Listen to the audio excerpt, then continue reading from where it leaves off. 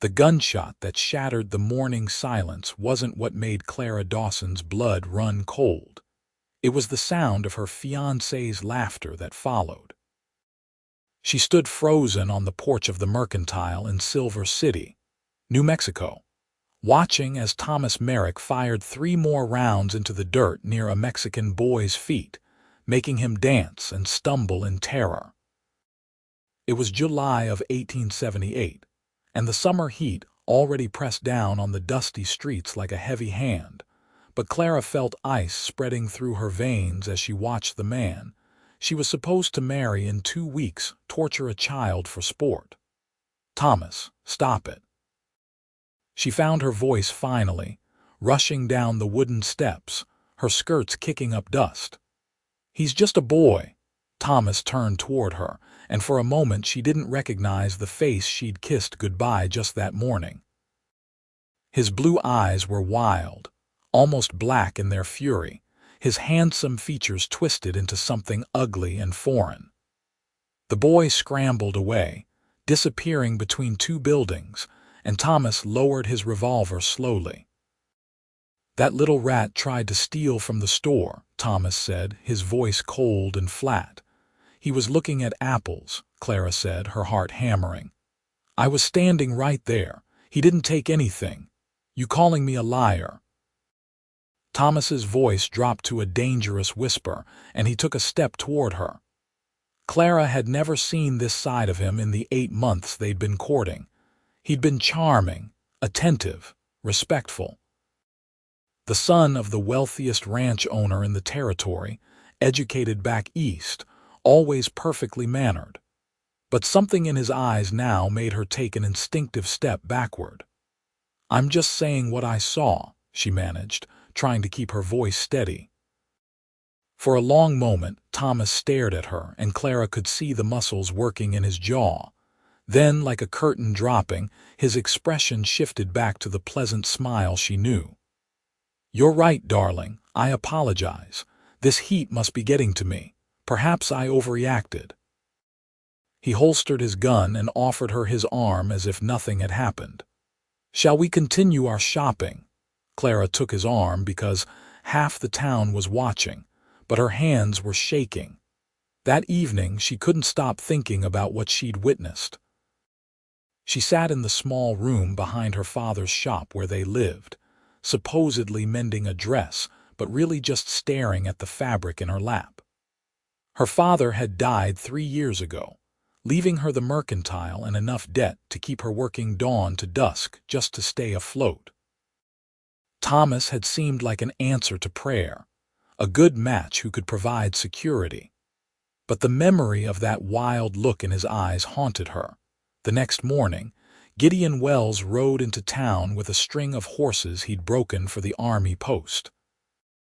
Clara had seen him around Silver City over the past year, a quiet cowboy who worked the ranches in the area, never staying in one place too long. He was perhaps 26 or 27, lean and weathered, with dark hair that curled at his collar and gray eyes that seemed to notice everything without making a show of it. He always paid in cash, never bought on credit, and treated her with the same courteous respect he showed everyone else. "Morning, Miss Dawson," he said, removing his hat as he entered the Mercantile. "I need some supplies if you've got them. Coffee, beans, bacon, and ammunition for a Winchester." "Of course, Mr. Wells." Clara was grateful for the distraction, moving through the familiar routine of gathering items. "Are you heading out on another job?" "Yes, madam. Got hired on to drive cattle up to Colorado. Should be gone about 6 weeks. He paused, then added carefully, "I heard some commotion yesterday." "Everything all right?" Clara's hand stilled on the coffee tin. "Just a misunderstanding, nothing to worry about." But Gideon was watching her face, and she could tell he didn't believe her. He didn't press, though, just nodded slowly. "Well, if you ever need anything, I board at Mrs. Patterson's place when I'm in town. She knows how to reach me." It was an odd thing to say, and Clara looked up to find him watching her with those steady gray eyes. There was something in his expression, a quiet concern that made her throat tighten. "Thank you," she said softly. "That's kind of you." He paid for his supplies, and Clara found herself wishing he wouldn't leave town, which was foolish, she told herself firmly. She was engaged to Thomas Merrick, and in 12 days she would marry him. The incident yesterday had been an aberration, surely. The heat, the stress, something had set him off. It wouldn't happen again. But it did happen again. 3 days later, Clara was at the Merrick Ranch for dinner with Thomas's family. It was a sprawling adobe house on 10,000 acres of prime grazing land, filled with expensive furniture shipped from back east. Thomas's father, Henry Merrick, held court at the head of the table, discussing cattle prices and politics. Clara tried to focus on her food, but she could feel Thomas's tension building beside her like a gathering storm. It started when one of the Mexican ranch hands came to the door with a question about a sick horse. Henry Merrick waved him away impatiently, but Thomas stood up so abruptly his chair scraped loudly across the tile floor. "I'll handle it," Thomas said, his voice tight. "Son, we're eating dinner," his father said. "I said I'll handle it." Thomas strode toward the door, and Clara saw that same wild look flickering in his eyes. Without thinking, she followed him outside. She reached the yard just in time to see Thomas grab the ranch hand by his shirt and slam him against the barn wall. "You stupid animal, can't you see we're having dinner? Are you too ignorant to understand basic manners?" "Thomas, please," Clara said, hurrying forward. "He was just asking about the horse." Thomas spun toward her, still gripping the terrified man's shirt. "Stay out of this, Clara. This is ranch business." "Let him go," she said, surprised by the firmness in her own voice. "Right now." For a terrible moment she thought Thomas might turn that rage on her, his free hand clenched into a fist, and she could see him trembling with the effort of controlling himself. Then he shoved the ranch hand away so hard the man stumbled and fell. Thomas stalked past Clara without another word, back toward the house. The ranch hand scrambled to his feet, muttering thanks in Spanish, and disappeared into the gathering darkness. Clara stood alone in the yard, her heart racing, her wedding dress being finished by the seamstress in town, her future suddenly looking like a trap rather than a salvation. She made her excuses and left early, driving her small wagon back to town in the dark. Her mind was churning. This wasn't just temper or stress.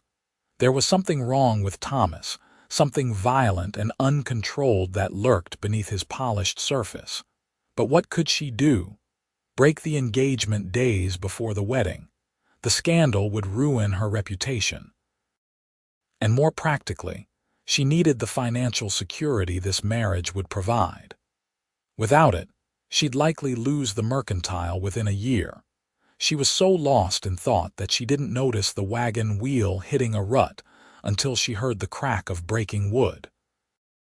The wagon lurched violently, and Clara barely managed to stop the horse before the whole thing tipped. She climbed down to inspect the damage, and her heart sank. The front right wheel had split, and there was no way she could drive it home. It was fully dark now, the moon just a sliver in the sky, and she was still 3 miles from town. Clara stood beside the broken wagon, trying to decide what to do, when she heard hoofbeats approaching. Her hand went instinctively to the small derringer she kept in her pocket, but then a familiar voice called out. "Miss Dawson, is that you?" Relief flooded through her. "Mr. Wells."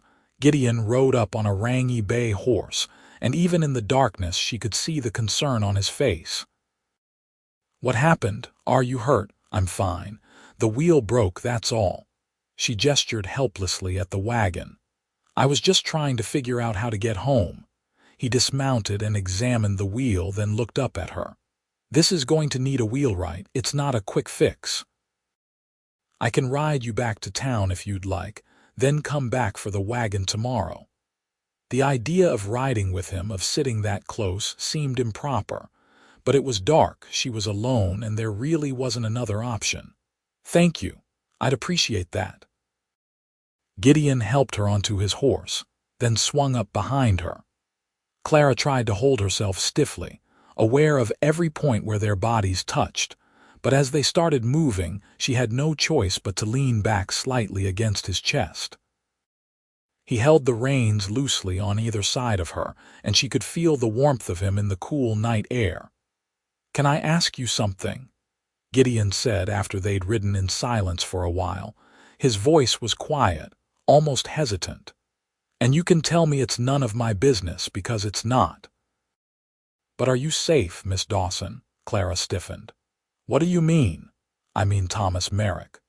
She could feel Gideon choosing his words carefully.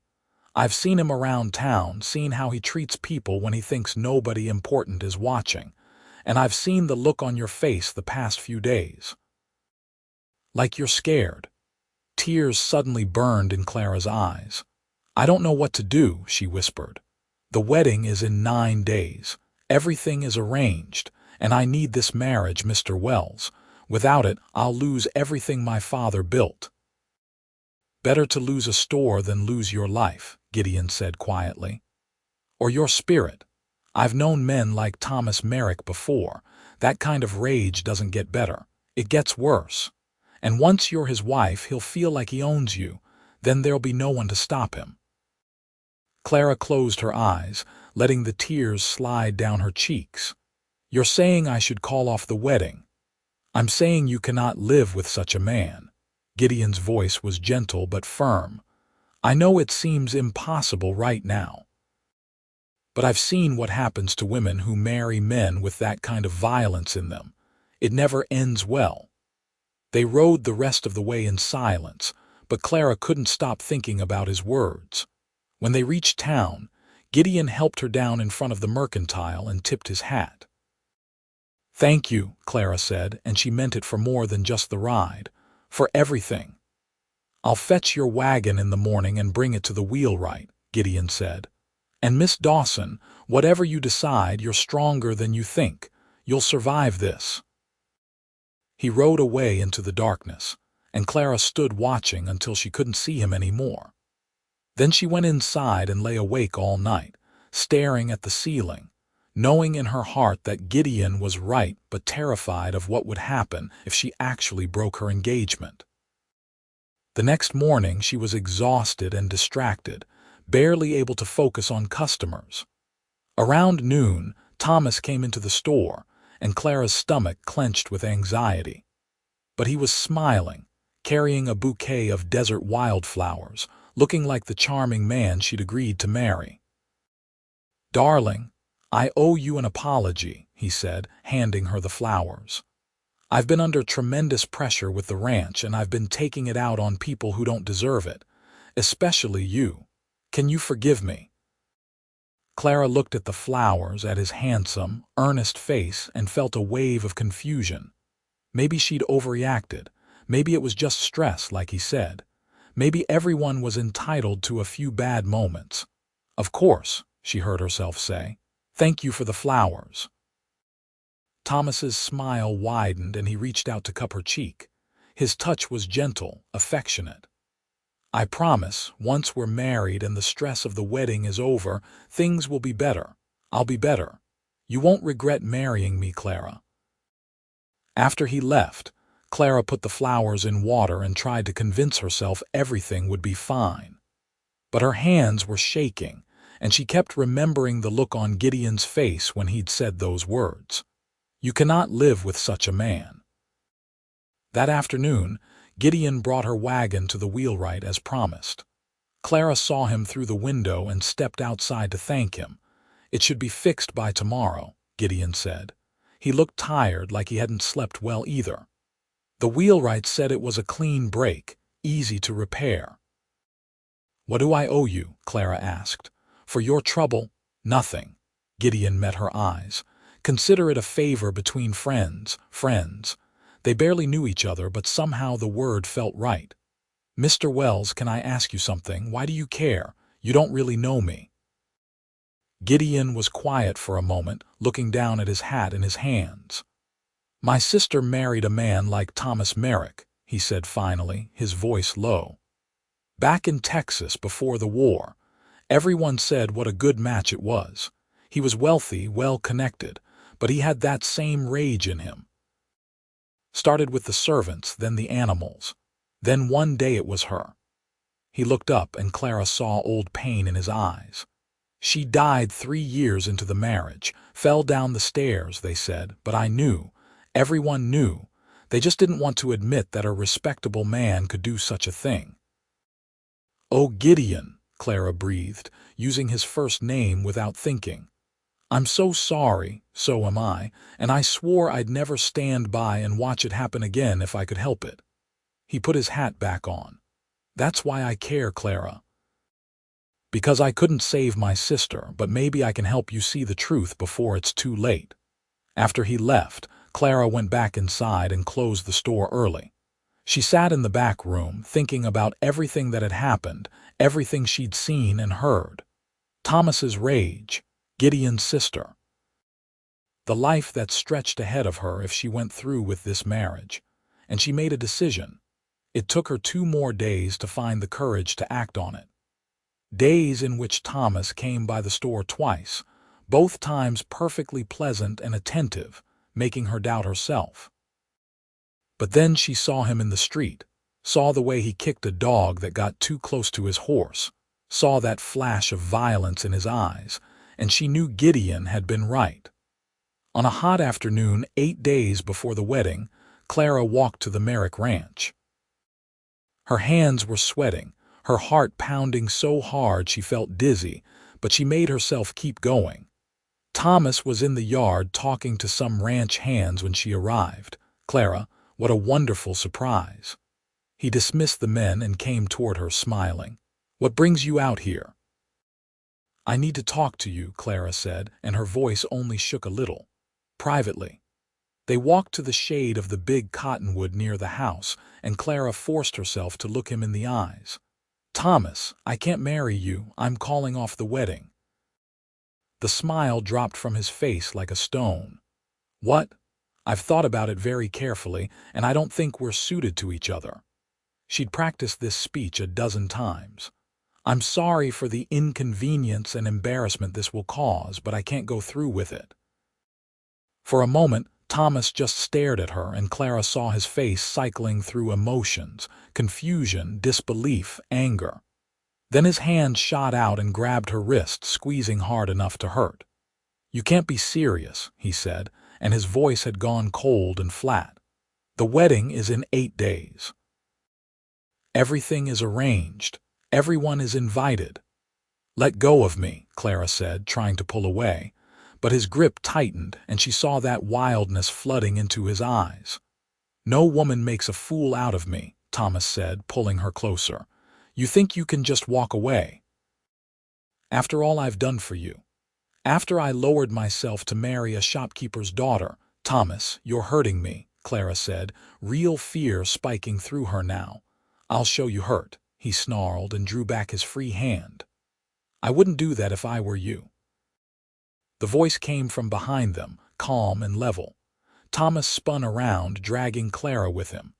Gideon stood about 20 feet away, his hand resting casually on the revolver at his hip. "This is private property, Wells," Thomas said, "and this is none of your business." "It became my business when you put your hands on her." Gideon's eyes were cold as winter. "Let her go now, or what? You'll shoot me, you'll hang. Maybe, but you'll still be dead." Gideon took a step forward. "And somehow, I don't think a jury would convict me too harshly for defending a lady from a man who was about to strike her. Lots of witnesses here on your ranch, Thomas. They all saw you grab her." Clara could feel Thomas trembling with rage, feel him calculating whether he could draw his gun before Gideon could. Then, with a violent shove, he released her. Clara stumbled but kept her feet. "You're making a mistake," Thomas said, looking at her. His voice was quiet now, which was somehow worse than the shouting. "You need me, Clara. Without me, you'll lose everything. and no decent man will have you after this scandal." "I'll take my chances," Clara said, surprised by how steady her voice was now. She walked toward Gideon, and he moved slightly to keep himself between her and Thomas. "Get off my property," Thomas said. "Both of you." They left, Gideon's horse tied at the gate. He helped Clara up, swung on behind her, and they rode away. Clara could feel Thomas watching them, and the hair on the back of her neck prickled with awareness of the gun at his hip. But they made it down the drive and onto the main road without incident. "Thank you," Clara said when they were safely away. "How did you know I was there?" "I didn't. I was actually heading to the mercantile to talk to you." Gideon sounded apologetic. "I know it's not my place, but I wanted to make sure you were all right. Then I saw you on the road and something told me to follow." "I'm glad you did." Clara's wrist throbbed where Thomas had grabbed her. "You were right about him. You were right about everything." They rode back to town, and Clara knew that by evening the whole territory would be talking about the broken engagement and the scandal of her riding through town behind Gideon Wells. She'd known there would be consequences to her decision, but she hadn't quite anticipated how swift and harsh they would be. Over the next week, Clara learned exactly how much power Thomas Merrick and his family wielded in Silver City. Several regular customers stopped coming to the mercantile. Others came only to tell her, with false sympathy, what a mistake she'd made. The seamstress refused to take payment for the wedding dress that would never be worn. Even Father Rodriguez at the church seemed disappointed in her, though he was too kind to say so directly. But there were also small kindnesses. Mrs. Patterson, who ran the boarding house, came by to order supplies and made a point of saying loudly that she admired a woman with backbone. A few of the Mexican families whose children had been on the receiving end of Thomas's cruelty quietly expressed their support. And Gideon came by every day, always with some excuse about needing supplies, always staying to help her with heavy lifting or difficult customers. "You don't have to keep checking on me," Clara said one evening after she'd closed the store. Gideon was repairing a loose board on the porch steps. "I'm managing." "I know you are." Gideon hammered in another nail. "But I figure you could use a friend right now. And besides, you need someone to fix this step before somebody breaks their neck on it." Clara smiled despite everything. "You're a good man, Gideon Wells." He looked up at her, and something in his expression made her breath catch. "I try to be," he said quietly. Then he went back to his hammering, but Clara stood there a moment longer, feeling something shift inside her chest. 2 weeks after the broken engagement, Thomas came into the store. Clara was alone, sorting inventory in the back, and didn't hear him enter until he spoke. "Hello, Clara." She spun around, her heart leaping into her throat. Thomas stood in the doorway, blocking her exit. He looked haggard, unshaven, his clothes rumpled in a way she'd never seen before. "What are you doing here, Thomas?" She tried to keep her voice calm. "I don't want any trouble. I just want to talk." He took a step into the small back room. "I've been thinking about what happened, about us, and I realize I was too harsh. You were frightened, overwhelmed. I understand that now. We can still fix this, Clara. We can still get married."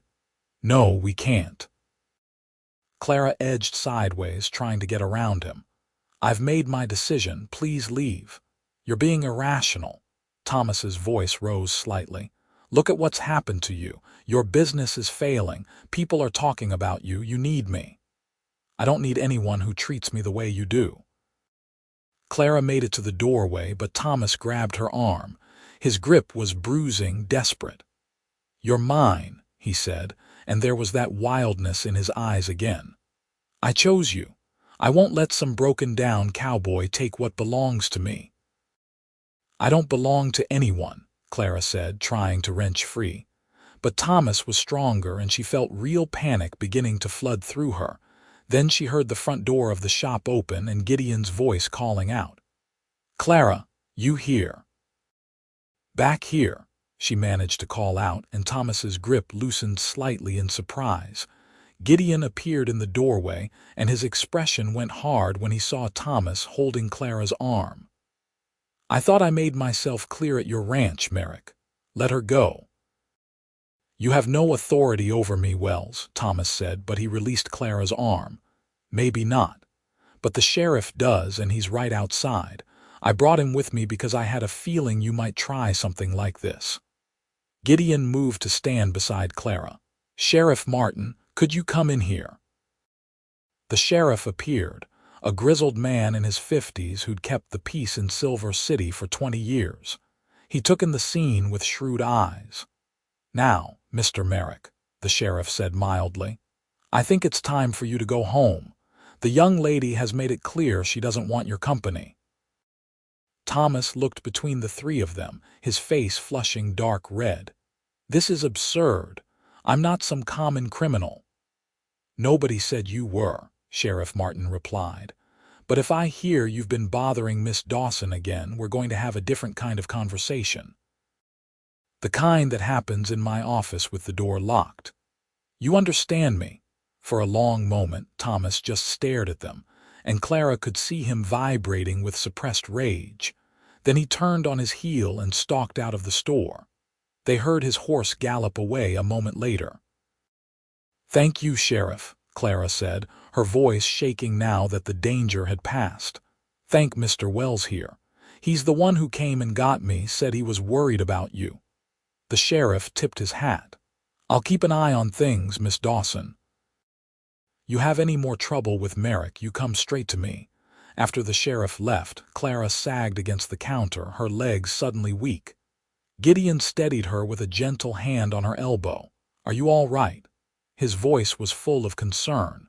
Yes, thanks to you, again. Clara looked up at him. You keep saving me.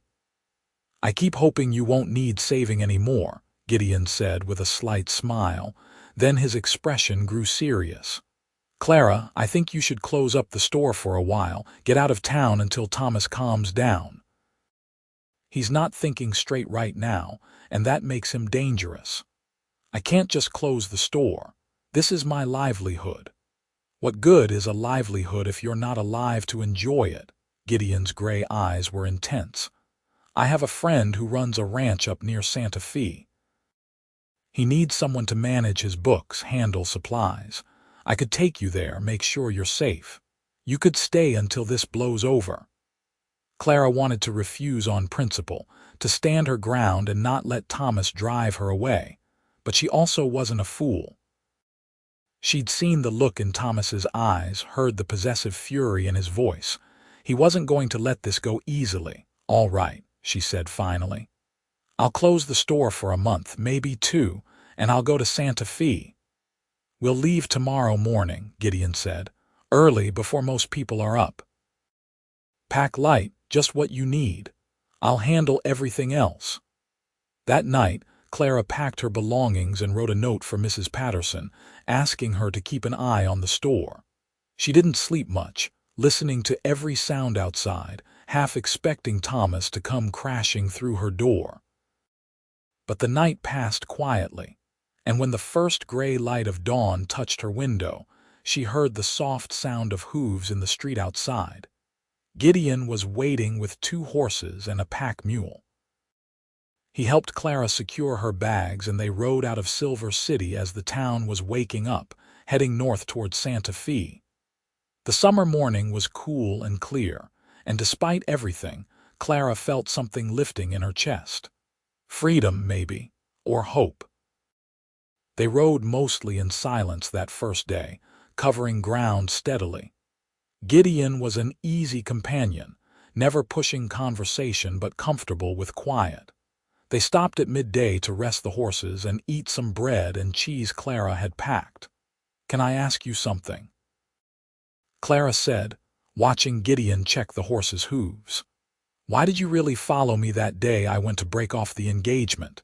You said you were going to the mercantile, but I think there was more to it than that.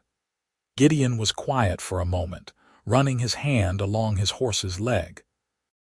"I was worried about you," he said finally. "I knew you were planning to confront Thomas, and I didn't trust him not to hurt you. So yes, I followed you. I'm not sorry I did." "I'm not sorry either." Clara hesitated, then added, "But I wonder if it's more than just your sister. If there's another reason you've been so protective of me." Gideon straightened and looked at her, and in the bright daylight his gray eyes were the color of a winter sky. "There is," he said simply. "I care about you, Clara, more than I probably should given the circumstances. I don't want to push or presume anything, especially not now when you've just escaped one bad situation. But I'd be lying if I said my feelings were purely protective." Clara's heart was beating fast. "What kind of feelings?" "The kind that make me think about you when I should be thinking about my work," Gideon said with a slight smile. "The kind that make me want to keep you safe, not just because it's the right thing to do, but because the thought of anything happening to you is unbearable." Clara crossed the space between them, not quite sure what she was doing but knowing she needed to be closer to him.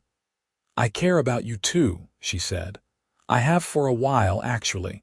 I just didn't let myself acknowledge it because I was engaged to Thomas. And now," Gideon's voice was soft, "now I'm not engaged to anyone." Clara reached up and touched his face, feeling the rough stubble on his jaw, the warmth of his skin. "Now I'm free to care about whoever I want, and I want to care about you, Gideon Wells." He caught her hand and pressed a kiss to her palm, a gesture so tender it made Clara's throat tighten. "Then we'll figure this out together," he said. "No rush, no pressure, we've got all the time in the world." They traveled for 3 more days, falling into an easy rhythm. During the long hours on horseback, they talked about everything and nothing. Gideon told her about his life drifting from ranch to ranch, never settling anywhere since his sister's death. Clara talked about her father, about the struggle to keep the mercantile running, about the dreams she'd had to set aside when he died. At night, they camped under the stars, and Gideon was always the perfect gentleman, setting up his bedroll on the opposite side of the fire. But Clara found herself lying awake, aware of him just yards away, wondering what it would be like to sleep in his arms. On the 4th day, they arrived at the ranch outside Santa Fe. It was a smaller operation than the Merrick spread, but well-maintained, with good grazing land and a sturdy adobe house. Gideon's friend, a weathered rancher named Jack Morrison, greeted them warmly. "So this is the lady you told me about," Jack said, shaking Clara's hand. "Welcome, Miss Dawson. I'm happy to have someone who can actually make sense of my books.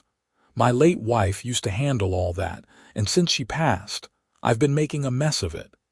Clara settled into a routine at the ranch. She spent her mornings working on the accounts and inventory, her afternoons helping Jack's housekeeper with various tasks, and her evenings sitting on the porch watching the sunset paint the mountains gold and purple. Gideon stayed on as well, taking work as a ranch hand, and Clara saw him every day. Slowly, carefully, their relationship deepened. Gideon would find excuses to spend time with her, teaching her to ride better, showing her the wild places in the hills around the ranch. They'd talk for hours, sharing their hopes and fears, their past hurts and future dreams. And gradually, touch by touch, moment by moment, they grew closer. It was on a hot afternoon in August, nearly 2 months after they'd left Silver City, that Gideon finally kissed her. They'd ridden up to a small canyon where a creek ran cold and clear, and were sitting in the shade of a cottonwood tree, their horses grazing nearby. Clara was talking about maybe opening a store in Santa Fe, starting fresh, when she realized Gideon was looking at her with an expression that made her words trail off. "What?" she asked softly. "I love you," Gideon said. "I know it might be too soon to say that. I know you might not be ready to hear it, but I can't keep it inside anymore. I love you, Clara Dawson." Clara felt tears spring to her eyes, but they were happy tears. "It's not too soon," she said. "And I'm ready. I love you too, Gideon." He leaned in slowly, giving her every chance to pull away, and kissed her. It was gentle at first, tentative, but then Clara's arms went around his neck and the kiss deepened into something that made her whole body sing.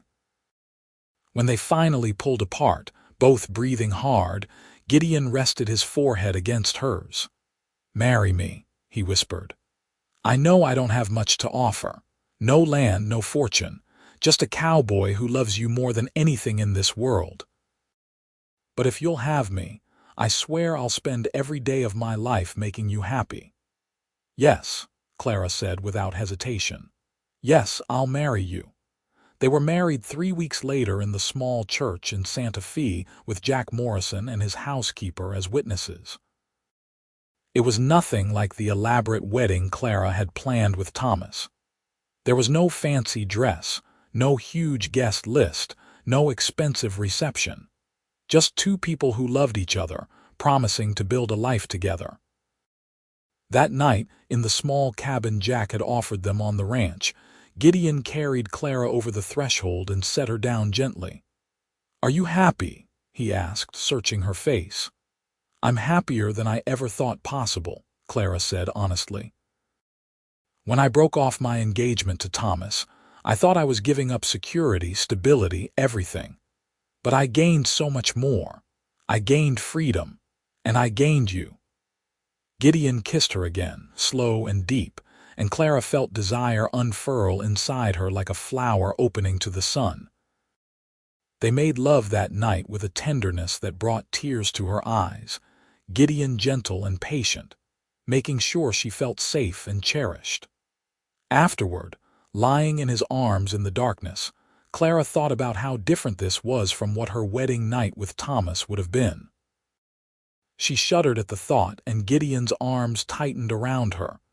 "You're safe now," he murmured against her hair.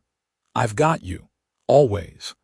They stayed at Jack Morrison's ranch for another 6 months, saving money and making plans. Clara helped Jack organize his business, which was more profitable than he'd realized once his books were in order. Gideon worked hard, breaking horses and mending fences, earning a reputation as a skilled and reliable hand. And in the evenings, they'd return to their little cabin and build their life together, piece by piece, day by day. In February of 1879, Clara discovered she was pregnant. She told Gideon one evening after supper, watching his face carefully for his reaction. For a moment he just stared at her, and then a slow, wondering smile spread across his face. "A baby." He pulled her into his arms, holding her close. "We're going to have a baby in September, the doctor thinks," Clara said, laughing and crying at the same time. "Are you happy?" "Happy doesn't begin to cover it." Gideon kissed her thoroughly. "Terrified, amazed, grateful, all of those things. But yes, mostly happy, so incredibly happy." That spring they made a decision. With the money they'd saved and a loan from Jack Morrison, they bought a small ranch about 10 miles from Santa Fe. It wasn't much, just 160 acres with a creek running through it and a sturdy house that needed work. But it was theirs, and they poured their hearts into making it a home. Clara had wondered if they would ever hear from Thomas Merrick again, if he would come looking for them seeking revenge. But as the months passed with no word, she began to relax. It seemed he'd moved on, perhaps found someone else to marry, perhaps just decided she wasn't worth the trouble. She tried not to think about him much, focusing instead on her growing belly and the life she was building with Gideon. On a warm September evening, Clara went into labor. Gideon rode like the wind to fetch the midwife from town, then paced outside their bedroom for the next 8 hours while Clara labored.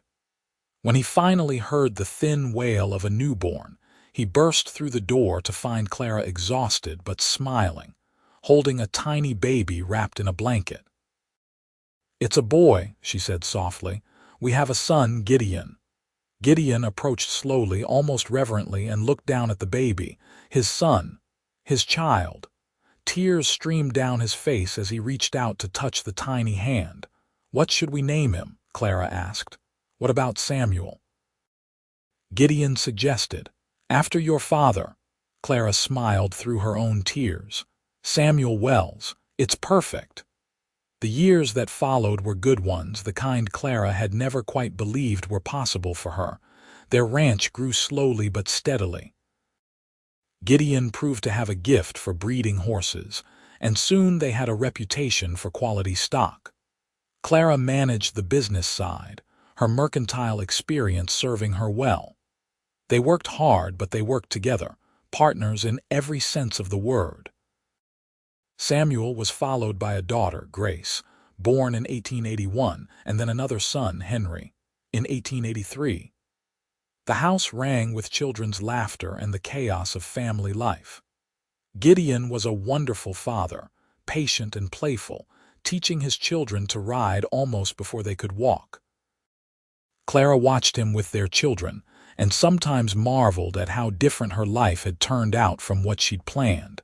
They never went back to Silver City. Clara heard through occasional letters from Mrs. Patterson that Thomas Merrick had indeed married some poor girl from a wealthy family in Texas. Mrs. Patterson's carefully worded letters suggested the marriage was not a happy one, and Clara felt a pang of sorrow for whoever that woman was. But she'd made her own choice to escape, and she couldn't regret it. Sometimes, on quiet evenings when the children were asleep, Clara and Gideon would sit on their porch and watch the sunset over the mountains. Clara would lean against her husband's shoulder, feeling his solid warmth, his steady heartbeat, and she'd think about that July day in 1878 when she'd almost made the worst mistake of her life. "What are you thinking about?" Gideon asked one such evening. It was summer of 1886, and they'd been married nearly 8 years. "I'm thinking about how you saved my life," Clara said. "Not just physically, though you did that too, but you saved me from a life of fear and pain. You showed me what love was supposed to be." Gideon kissed the top of her head. "You saved yourself, Clara. You were brave enough to walk away even when it was hard. I just happened to be there to help. You were more than that." Clara turned to look at him, this man she loved more with each passing year. "You were everything, you still are." "And you're my whole world," Gideon said softly. "You and those 3 little rascals asleep in there. I thank God every day that you came into my life." They sat together as the stars began to appear in the darkening sky, comfortable in their silence, secure in their love. Inside the house, their children slept safely. Around them, their ranch stretched out, hard-won and dearly held. And ahead of them lay years of life still to be lived, challenges to be faced, joys to be celebrated. But for now, in this moment, everything was perfect. Clara had escaped a man who would have destroyed her, and found instead a man who cherished her. She'd lost everything she thought she needed, and gained everything she'd never known she wanted. And as Gideon's arms tightened around her, she knew without a doubt that she was exactly where she was meant to be. The years continued to unfold with a kind of steady contentment that Clara had never imagined possible in those dark days before she'd broken her engagement. By 1890, their ranch had become one of the most successful horse breeding operations in the territory. Samuel, now 11, had his father's way with animals and spent every spare moment in the stables. Grace, at 9, was proving to have her mother's head for numbers and already helped with the account books. And 6-year-old Henry was the wild card, full of mischief and curiosity, always getting into something he shouldn't. One autumn afternoon, a stranger rode up to their ranch house. Clara was hanging laundry when she saw him approaching, and something about the way he sat his horse made her call for Gideon. Her husband emerged from the barn, wiping his hands on a rag, and Clara saw him stiffen slightly as he recognized the rider. It was Sheriff Martin from Silver City, older and grayer than Clara remembered, but still wearing his badge. "Sheriff," Gideon greeted him cautiously. "This is unexpected. What brings you all the way to Santa Fe?" The sheriff dismounted slowly, like a man with bad news he didn't want to deliver. "Mr. Wells, Mrs. Wells, I'm sorry to bother you after all these years, but I thought you should know. Thomas Merrick is dead." Clara felt her heart skip a beat. "What happened?" "His wife killed him." Sheriff Martin's voice was matter of fact. "Shot him 3 times with his own revolver. She's claiming self-defense, says he came at her in one of his rages. Given what I know about Merrick and what the ranch hands testified to, I believe her.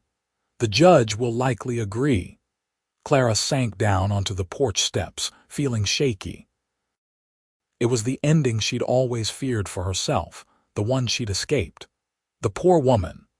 "She'll recover, I think," the sheriff said. "She's got family back east who'll take her in, and she's free now, which is more than she's been in the 5 years she was married to him." He looked at Clara meaningfully. "You were smart to get out when you did, Mrs. Wells. Merrick got worse over the years, not better. Much worse." After the sheriff left, Clara and Gideon stood together on the porch, watching the dust settle from his horse's departure. Gideon put his arm around Clara's shoulders. "Are you all right?" he asked gently. "I think so." Clara leaned into his embrace. "It's strange. I feel sorry for him in a way. He was so full of anger, so controlled by it. What a terrible way to live." "And what a terrible way to die," Gideon agreed. "But you're not responsible for his choices, Clara. You made yours and you saved yourself. That's what matters." Clara nodded, but she was thinking about the woman she'd never met, Thomas's wife, who'd finally been pushed to the point where she had no choice but to defend her own life. She hoped that woman would find peace and healing, the way Clara herself had found it in this place, with this man. That night, Clara held Gideon a little tighter, grateful beyond words for the life they'd built together. She thought about the girl she'd been 12 years ago, so desperate for security that she'd been willing to marry a monster. And she thought about the woman she'd become, strong enough to choose love over safety, brave enough to walk away from everything she'd known. "I love you," she whispered into the darkness. "Thank you for telling me I couldn't live with such a man. Thank you for being the man I could live with instead. Always," Gideon murmured, kissing her softly. "For the rest of our lives, always." The seasons turned, and life continued its steady rhythm. In 1892, New Mexico was still a territory, but there was talk of statehood on the horizon. The Wells Ranch prospered, and their children grew tall and healthy. Samuel, at 13, was already as good a horseman as his father. Grace had started teaching the younger children in the area their letters and numbers, showing a gift for education. And Henry, at 8, had finally channeled his boundless energy into helping his father with the horses. Clara sometimes thought about opening another mercantile, but she was busy enough with the ranch and her children. Besides, what she'd learned from running her father's store served her well in managing their business. She and Gideon were partners in the truest sense, each contributing their strengths, supporting each other's weaknesses, building something lasting together. On their 10th wedding anniversary in 1889, Gideon had surprised her with a trip, just the two of them, leaving the children with Jack Morrison for a week. They traveled up into the mountains, to a little cabin by a lake, and spent days doing nothing but being together. Riding, talking, making love, rediscovering each other away from the demands of ranch life and parenthood. "You ever regret it?" Clara had asked one evening as they sat by the lake watching the sun set. "Tying yourself to a woman with so much baggage. You could have married someone simpler, someone without a scandal in her past." Gideon had pulled her into his lap, wrapping his arms around her. "The only thing I've ever regretted is not meeting you sooner," he'd said firmly. "You're not baggage, Clara. You're everything. You're the bravest person I know, and I'm honored that you chose to build a life with me." Those words had sustained Clara through difficult times, through droughts that threatened their livelihood, through the inevitable challenges of raising children and running a ranch. Whenever she felt overwhelmed or uncertain, she'd remember Gideon's steadfast love and find her strength again. In 1895, when Clara was 40 and Gideon was 43, they got an unexpected surprise. Clara, who'd assumed her childbearing years were behind her, discovered she was pregnant again. The children were ecstatic about the prospect of a new baby. Samuel was 17 now and already courting a girl from town. Grace, at 15, was preparing to go to the teaching college in Santa Fe. And Henry, at 13, was exactly the right age to be both excited and slightly embarrassed by the idea of his parents having another child. "Are you happy about this?"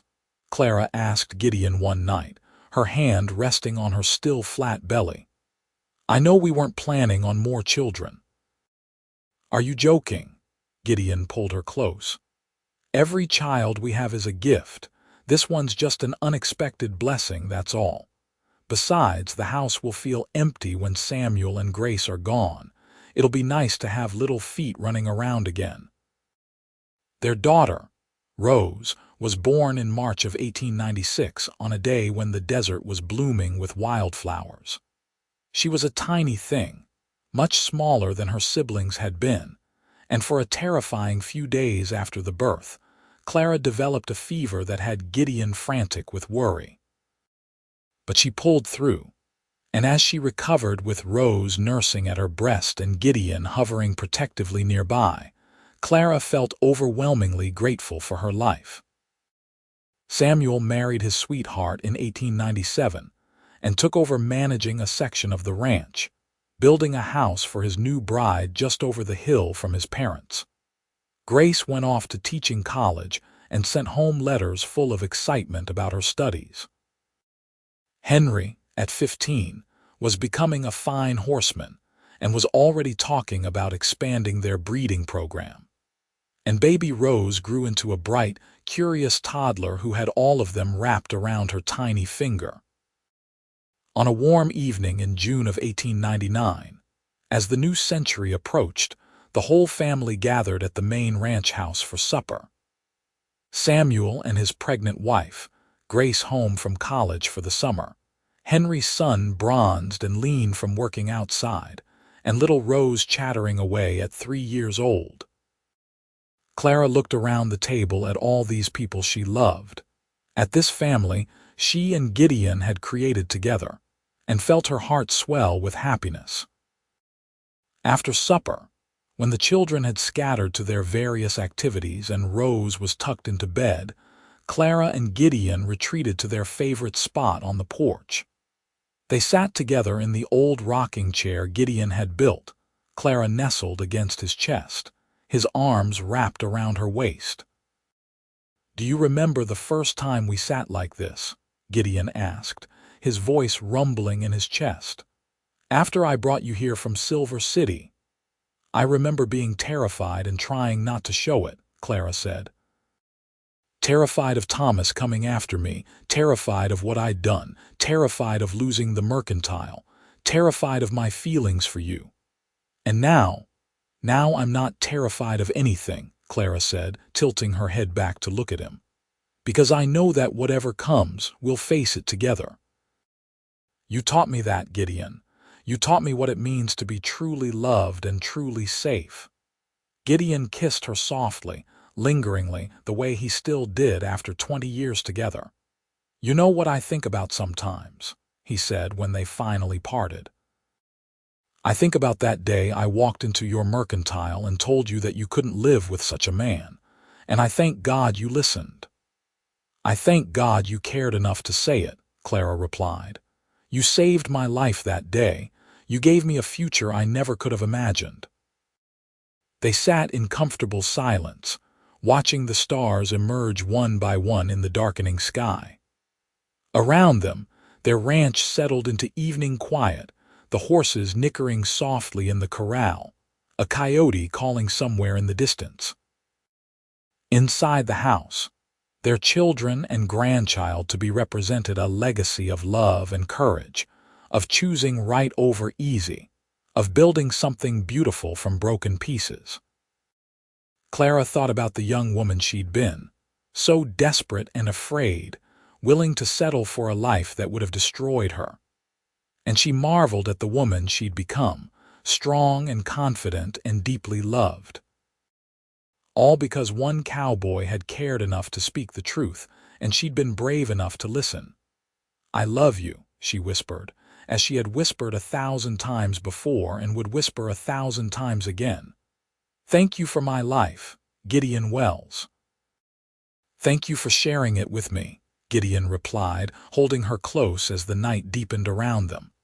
"Today, tomorrow, and always. You're my heart, Clara. You always will be." And there, under the vast New Mexico sky, surrounded by the life they'd built together through courage and love and unwavering faith in each other, Clara Dawson Wells finally understood what it meant to be truly, completely, and perfectly happy. She'd escaped a future of violence and fear, and found instead a love that would sustain her for all the days of her life. A love that had started with 5 simple words spoken by a cowboy with gray eyes and a gentle heart, the words that changed everything. "You cannot live with such a man." But she could live with this man, this good and honest man who'd shown her what real love looked like. And she would, happily and gratefully, for the rest of her days. The new century dawned bright with promise, and the Wells family faced it together, strong in their bonds, secure in their love, living proof that sometimes the bravest thing a person can do is walk away from what's expected and toward what's true. And that in doing so, they might just find everything they never knew they needed.